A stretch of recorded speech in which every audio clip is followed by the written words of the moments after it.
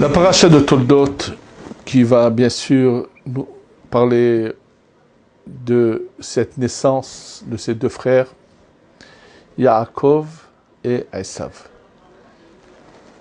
Alors on va bien sûr reparler de ce domaine qui est ce sujet qui est la Neshama, l'âme.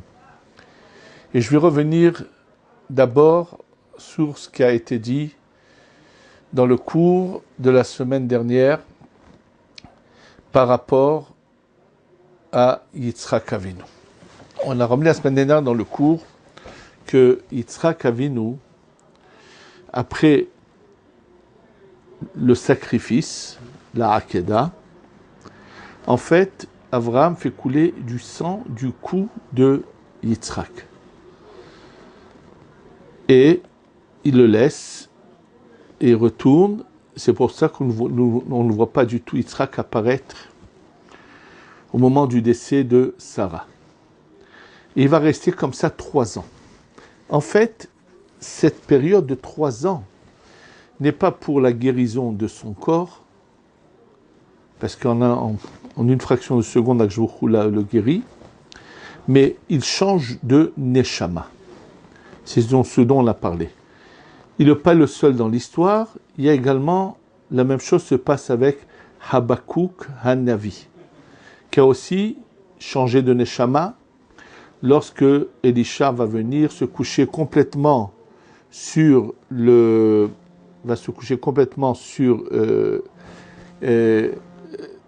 Habakkuk et va lui changer de Neshama. En fait, il est mort, il le fait revivre avec une autre Neshama. Le Harizal explique qu'il y a des Neshamot qui doivent changer de leur vivant. C'est-à-dire que ces personnes-là ont reçu une certaine Neshama, elles doivent changer.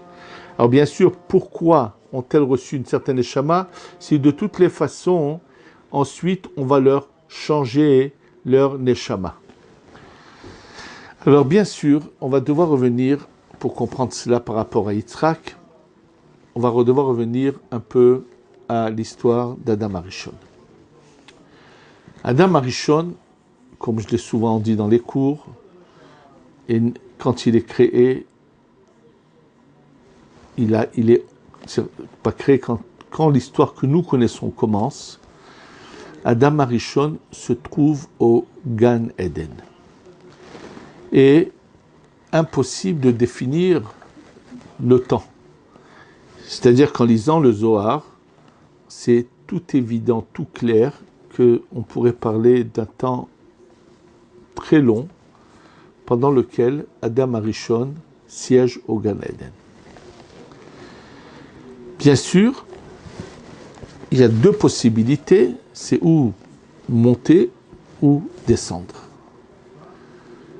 Et à tous les niveaux, il y a ces possibilités. Il est clair et évident qu'il y a ici dans ce sujet de Adam Arishon quelque chose de très profond où c'était obligatoire qu'il se passe cet événement. Comme le dit lui-même le Harizal dans son livre Likutei Torah, étant donné que Dieu lui dit le jour où il mangera, il va mourir, puisque cette parole est sortie de la bouche de Dieu, ça doit se passer. Bien sûr qu'il y a quelque chose de bien profond, et pour comprendre un peu la profondeur de ces choses-là, on va essayer d'expliquer comment fonctionne dans les éléments du Neshama, quand il y a des parties qui sont bonnes, des parties qui sont moins bonnes, qui sont mauvaises.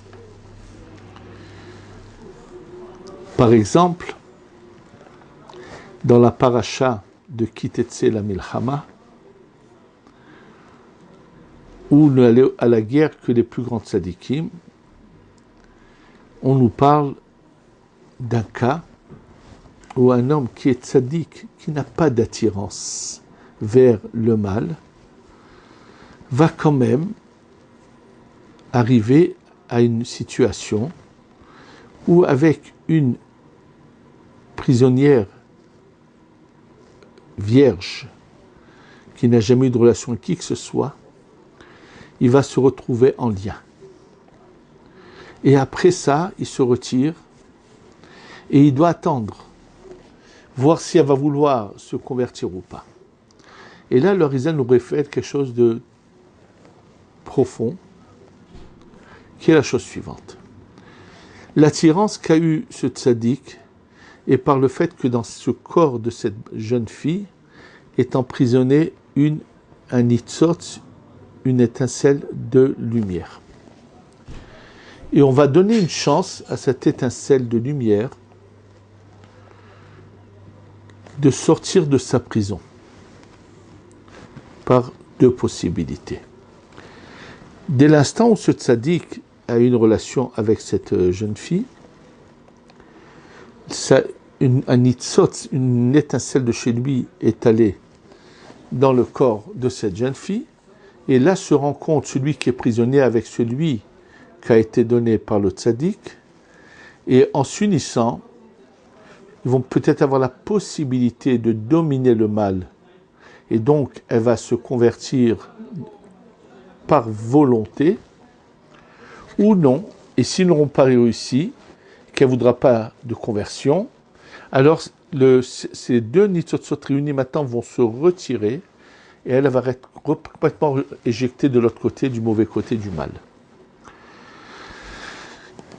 Je vous dis ce qui est marqué dans le Rizal, mais je voudrais mettre en garde que personne au monde ne s'invente des histoires ou invente à d'autres personnes des histoires qu'il doit s'unir à telle ou telle personne pour telle ou telle raison.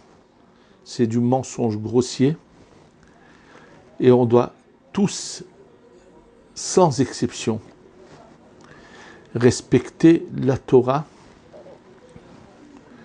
dans ses moindres détails. Et que malheureusement, il y a eu déjà suffisamment de charlatans qui ont fait beaucoup de mal dans le Ham Israël, et c'est l'occasion de vous dire, faites attention, que personne ne se présente à vous et vous raconte des mensonges grossiers, qu'il faut que celui-là s'unisse à celle-là, des bêtises de ce genre, et qui sont que les envoyés du mal. Chas v'shalom. Revenons donc à notre sujet. Adam Arishon, bien sûr, il est au Gan Eden, et là, il se passe un événement qui est certainement avec l'accord d'Adam Arishon, c'est de faire un plongeon vers le bas, donc mettre dans le mal du bien pour essayer de prendre ce bien il y a quand même des parcelles de bien dans ce mal, et les aider à se renforcer et à surmonter le mal, et donc à aller dans la bonne voie. C'est ce que fait Adam Arishon. Il mélange donc ce qu'on appelle ce grand corps de toutes les neshamot du Ham Israël avec un corps qu'on appelle le Belial, le mal, en espérant qu'il va pouvoir, en unissant ces parties de bon avec ces parties de mal, les aider à venir vers le bien. Le mal à ce moment-là, qu'on appelle donc le Samech Mem, ce Belial, va revenir en Gilgul chez Esav, et on va y arriver tout à l'heure, mais d'abord on revient au thème de Yitzhak. Il est évident que du côté de la Gvura, du Din, c'est là-bas que les forces négatives ont le plus d'emprise et puisent le plus de nitzotzot, d'étincelles. C'est de ce côté-là que puisaient le plus les étincelles de Kedusha. Et c'est la raison pour laquelle nous constatons que dans toute l'histoire, surtout aujourd'hui, nous pouvons être témoins d'un grand nombre de gens qui viennent de Édom, donc qui se convertissent. Alors que de Yishmaël, de l'autre côté, il n'y a pratiquement pas de conversion, tout simplement, parce qu'il n'y a pas de Nitzotzot, de Kedusha de l'autre côté. Ce qu'ils font aujourd'hui, c'est essayer d'imiter la Kedusha. Soi-disant, ils défendent l'honneur de Dieu, et pour cela, bien sûr, ils sont des assassins, comme on le voit, on est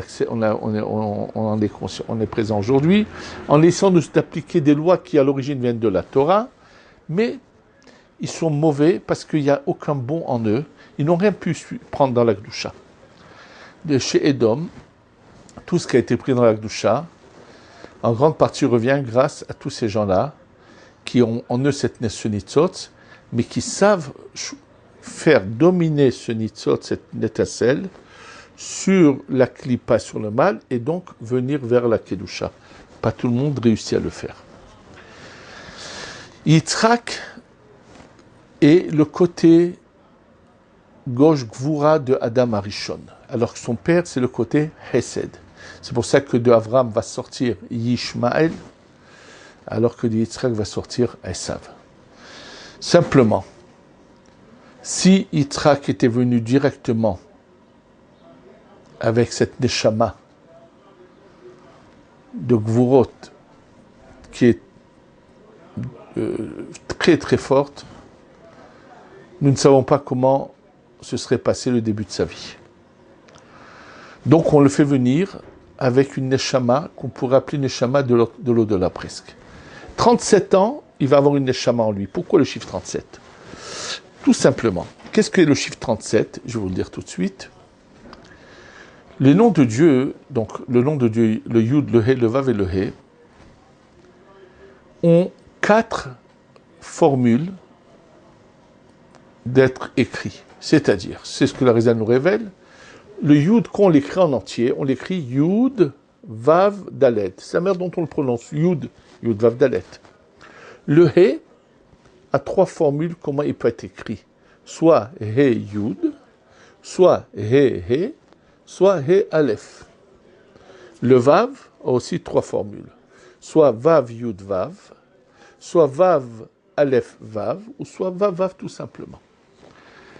Donc, le Harizal nous explique qu'il y a 4 formules qui sont les suivantes. La première, c'est le Yud, il n'y a jamais de changement. Yud, Vav, Dalet. Le He, en l'écrivant He, Yud. Et le Vav, Vav, Yud, Vav. Et le He, He, Yud. Je répète, Yud, Vav, Dalet. Ensuite, He, Yud. Ensuite, Vav, Yud, Vav. Et ensuite, He, Yud.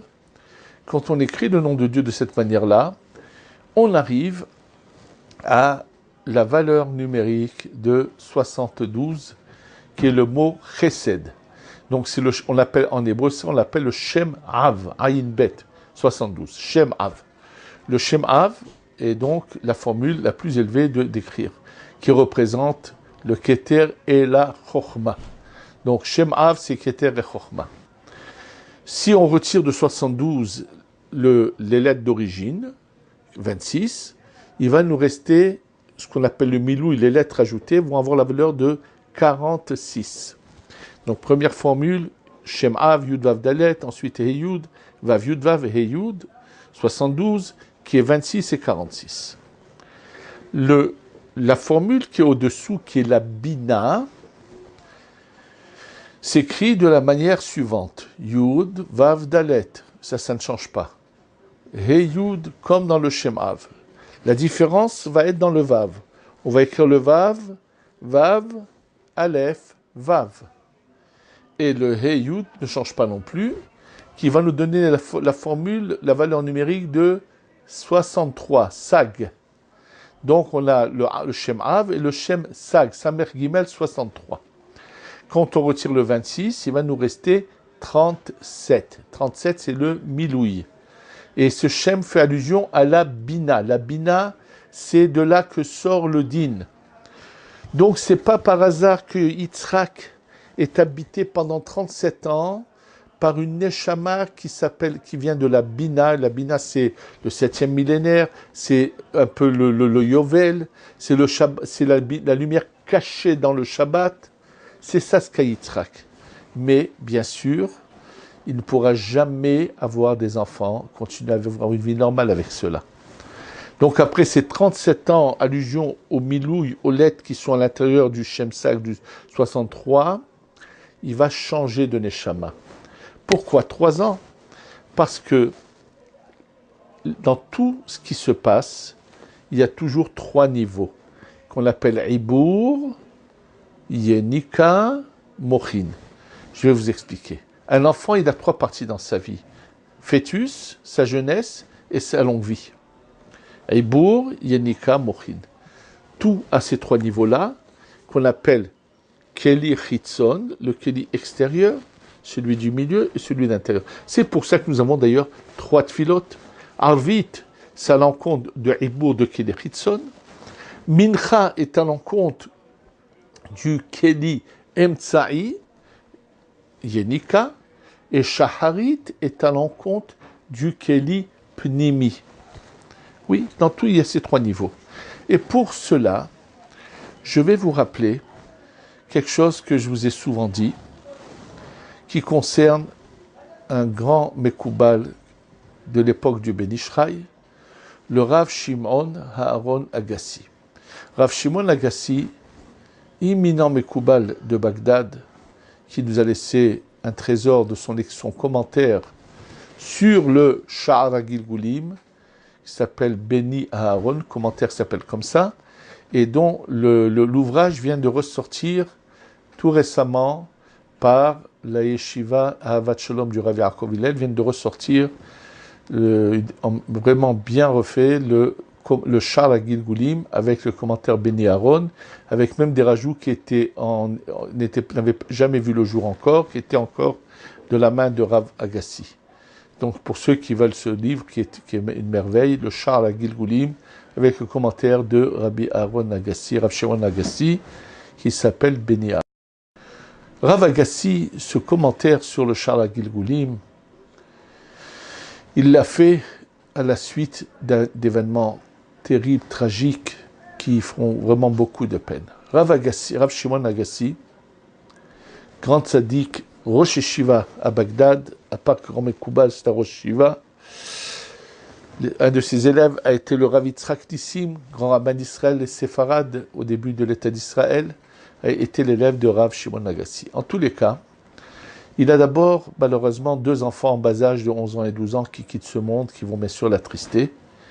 Et ce qui va être le plus dur pour lui, c'est un garçon de 17 ans, qui est un prodige, qui est vraiment un saint, un génie, qui apprend la Torah, et qu'il va fiancer, et on fixe la date du mariage au mois de Hadar, et pendant l'hiver qui précède le mois de Hadar, il va tomber malade, la maladie va aller en empirant, jusqu'au jour où il aurait dû se marier et quitte ce monde. Ça va le pousser, il comprend qu'il s'agit d'un Gilgoul, c'est ce qui va le pousser à faire des recherches et à dévoiler qui est l'origine de cette Neshama, pourquoi ça s'est passé ainsi, qu'elle quitte ce monde avant de se marier, et ainsi de suite. Il a la révélation. Bien sûr, pour arriver à cela, il a d'abord, pendant des années, travaillé avec Rabbi Udaftaya, et on n'est pas fataliste. Ça ne veut pas dire que c'était impératif que ça se passe ainsi. Et un jour, on dit à Rabbi Udaftaya, sache que Rav Shimon Agassi aurait pu éviter ces malheurs. Une mitzvah s'est présentée à lui. Et il l'a accomplie une première fois. C'est tout de suite représenté à lui, il l'a appliqué une deuxième fois. Elle s'est représentée à lui, il a dit, mais je me suis déjà quitté 2 fois. Ça me suffit. Et on lui dit, s'il avait appliqué la mitzvah une 3e fois, ses enfants ne seraient pas partis en bas âge. Pourquoi? Parce que les mitzvot, c'est pareil, elles ont aussi ces 3 étapes. Eibour, Yenika, Mochin, fœtus, jeunesse et longue vie. Donc, en faisant la mitzvah 2 fois, il a réparé ce qu'on appelle le partsouf du Eibour, le partsouf de Yenika, le partsouf où on pourrait la Kili Chitzon, Kili Emtsaï. Et c'est pour ça qu'ils sont partis en bas âge, en jeune. Il aurait fait la 3e fois, il aurait amené par cette mitzvah une longue vie à ses enfants. Ce qui nous fait penser à une chose très importante. Mitzvah baliatral tahmitzena. Toute mitzvah qui vient à vous ne la repousse jamais. Donc, j'ai réexpliqué ce qui s'est passé avec Yitzhak. Maintenant, chez Yitzhak, ça a été positif. Il reçoit une nouvelle neshama, il va grimper, s'élever et arriver à un très haut niveau. Rivka qui a 3 ans, alors je voudrais vous rappeler que, bien sûr, moi aussi pendant des années, je ne comprenais pas comment une fillette de 3 ans peut être une épouse d'une femme. Or, je voudrais vous rappeler ce que je vous ai déjà dit, que la vie sur terre depuis Adam Arishon jusqu'au Maboul, jusqu'au déluge, n'a rien à voir avec la vie sur terre que nous vivons. Et Noach qui rentre dans la Teva et qui en ressort, lui il va avoir des enfants à l'âge de 500 ans. Lui il va encore être de cette espèce qu'on pourrait dire, de cette qualité qui vient d'avant le déluge. Mais même après le déluge, ça va se faire progressivement. Et comme je viens de l'entendre de la bouche d'un grand ami à moi, le Rav Benayahu Shmueli, qu'il a entendu de la bouche de Rav Mordechai Sharavi, qui un jour lui a dit « Dis-moi, quel est le premier bébé de l'histoire qui a été mis dans un berceau ?» Et bien sûr, Rav Benayahu ne savait pas. Il lui a répondu, ce que dit le Midrash, que c'était Yitzhak Avinu. C'est-à-dire que Yitzhak, lorsqu'il est né, il va faire partie de cette nouvelle catégorie où, quand ils naissent, ils sont bébés vraiment, ils ne sont pas adultes. Quand Yitzhak est né. Avant Yitzhak, ça continue encore un peu à l'image de la période avant le déluge. Les enfants naissants pouvaient même parler et demander même le couteau à leur mère pour couper le cordon ombilical. C'est-à-dire qu'à la naissance, c'était déjà des adultes, parlaient, savaient ce qu'ils avaient à faire. C'est petit à petit que ça change. C'est avec ça que j'avais expliqué comment se fait-il que Sarah est surprise qu'à 90 ans et son mari à 100 ans, ils vont avoir un enfant. Oui, dans la manière dont leur corps a changé par rapport aux générations d'avant, elle voit qu'elle n'est plus en mesure, ni elle ni son mari, d'avoir des enfants. Parce que chez eux, ce changement qui doit se faire était déjà bien ancré dans leur corps, mais ça s'est fait progressivement. Donc, jusqu'à Yitzhak, aucun enfant n'a été mis dans un berceau. C'est qu'à la naissance de Yitzhak que les enfants vont être de plus en plus comme ça, bébés en naissant. Rivka, née avec ce qui se passe des générations d'avant, et bien qu'elle naît après Yitzhak, mais pas tout le monde se passe le même phénomène que chez Yitzhak. Rivka va continuer à naître comme les générations précédentes. Et c'est pas seulement Rivka, j'imagine qu'il y a beaucoup encore d'enfants qui naissent encore comme ça, mais que les choses sont en train de se changer, de se métamorphoser. Il y a un changement sur la terre qui se passe. Bien sûr que les gens assistent à ce changement. Et tout ça, bien sûr, est fait de la main de Dieu pour les réveiller, pour que tous ceux qui peuvent ouvrir les yeux et comprendre, puisque Abraham Avinu va constamment essayer de ramener des gens vers Hachem. Combien vont rester dans ce chemin? Malheureusement, presque aucun. Ceux qui sur place, oui, mais pas leur descendance. C'est-à-dire que le mal ne veut pas changer. Et les étincelles de lumière qu'il y a en chacun n'arrivent pas à dominer. Donc, déjà, on comprend un peu cela. Ce Yitzhak, avec sa nouvelle âme, comme on veut, le but est que le mal soit dominé par le bien, on va le faire attendre pour avoir des enfants. Pour qu'il y ait une tfila, une prière soit récitée pour la naissance des enfants, puisque si une prière est récitée, ça va donner encore un peu plus de sainteté au mal qu'il faut transformer en bien. Les 2 enfants vont naître pas comme Ishmaël qui va naître de Hagar, les 2 vont naître de Rivka. Donc toutes les chances sont données à Esav, même plus qu'à Ishmaël apparemment. Pourtant, c'est Ishmaël qui va faire tchouva à la fin de sa vie, pas sa descendance, mais lui. Alors que Esav, malheureusement, avec toutes les chances qu'on lui a données, il ne va pas savoir les prendre et changer. Et ce qu'il faut savoir, c'est qu'une vie menée comme il faut, chaque année d'une vie bien menée, ce sont des mérites qu'on va faire hériter à sa descendance. Je veux juste faire une parenthèse.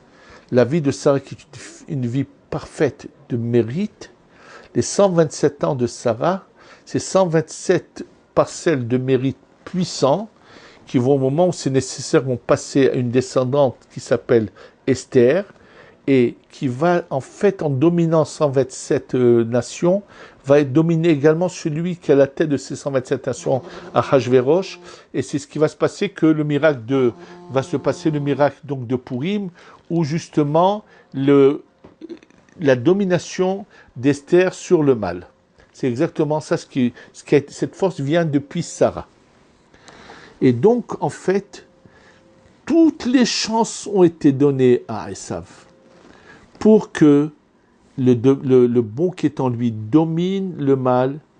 Et s'il avait réussi, comme je l'ai expliqué dans des cours des années précédentes, il serait arrivé même au-dessus de Yaakov.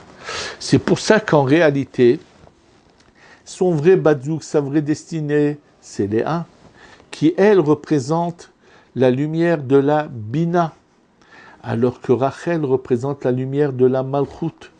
Quand nous parlons des sphirotes, des 10 sphirotes, il y a le Keter qui est au-dessus de tout. La Chokhma est masculine, la Bina est féminine. Au-dessous de la Bina, nous avons le Hesed, Gvura, Tiferet, Netzarot, Yesod, qui sont masculins. Et nous avons la Malchut qui est féminine. Nous avons deux Malchut, une Malchut Elona qu'on appelle la Bina, une Malchut Tartona. Léa est tout à fait en haut. Mais, voilà, c'est-à-dire que le sacrifice qu'a fait déjà Damarichon au départ, qui revient maintenant dans le corps de Yaakov, ils sont côte à côte dans ce ventre de Rivka. Et malheureusement, on met à côté de Esav une lumière particulière, celle de Yaakov. Dès la grossesse, on va tout faire pour sauver Esav. Il ne sait pas prendre le bon chemin. Une chance va encore lui être donnée de la part de Yitzhak, qui lui donne une mission, et voulant le bénir pour l'aider à basculer du bon côté. Malheureusement, on peut tout faire pour quelqu'un, mais s'il n'y a pas de sa part la volonté de se changer, de s'améliorer, ça ne sert à rien. Et ce qu'il faut comprendre, chacun doit comprendre. Il faut que chacun ouvre les yeux et sache choisir le bon chemin. Yaakov est dans le Gan Eden depuis combien de temps? Monte et monte. Nous ne pouvons pas imaginer où se trouve Yaakov. Et dans le fin fond des abîmes de l'enfer se trouve Esav. Ça aurait pu être différent. Ça dépendait que de lui. Il n'y a aucune solution magique.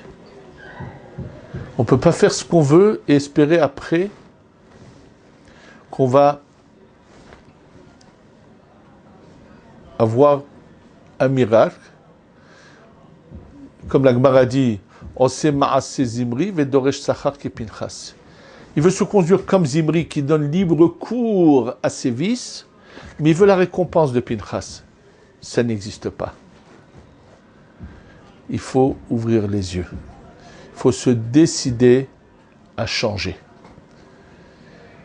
Alors maintenant, bien sûr, j'ai parlé du bon côté de le changement d'âme de chez Yitzhak. C'est vrai. Dans quelle situation quelqu'un peut perdre sa bonne neshama et au contraire l'inverse. Il y a une chose qui est très, très, très importante. La colère, le karas. La colère peut faire perdre la meilleure neshama qu'en chacun. Et chas v'shalom, au moment où quelqu'un s'énerve, en une fraction de seconde, sa neshama va changer. Et tout d'un coup, c'est plus la même personne. Oui, la colère seulement. Bien sûr, il y a beaucoup d'autres possibilités. Ça, c'est changer complètement de neshama. Il y a aussi le cas où la neshama natzadik rentre dans quelqu'un, va l'aider. C'est quelque chose de bon. Il y a le côté négatif, la neshama d'un rachar qui rentre dans quelqu'un, qui va le faire trébucher. Et tout dépend bien sûr de chacun par sa conduite, par ses efforts. Bien sûr, je vous ai parlé de la colère parce que si on avait conscience de la gravité, combien on se travaillerait pour ne jamais arriver à la colère. En tous les cas, ce qu'il faut savoir, tout celui qui est en vie sur terre, on lui a donné une chance, qu'il ne la rate pas, qu'il sache profiter de la chance qu'on lui donne pour finalement aller dans la bonne voie, le bon chemin. Qu'Hachem nous aide à aller toujours en avant, jamais trébucher, que s'élever et faire le désir d'Hachem. Amen, ve Amen.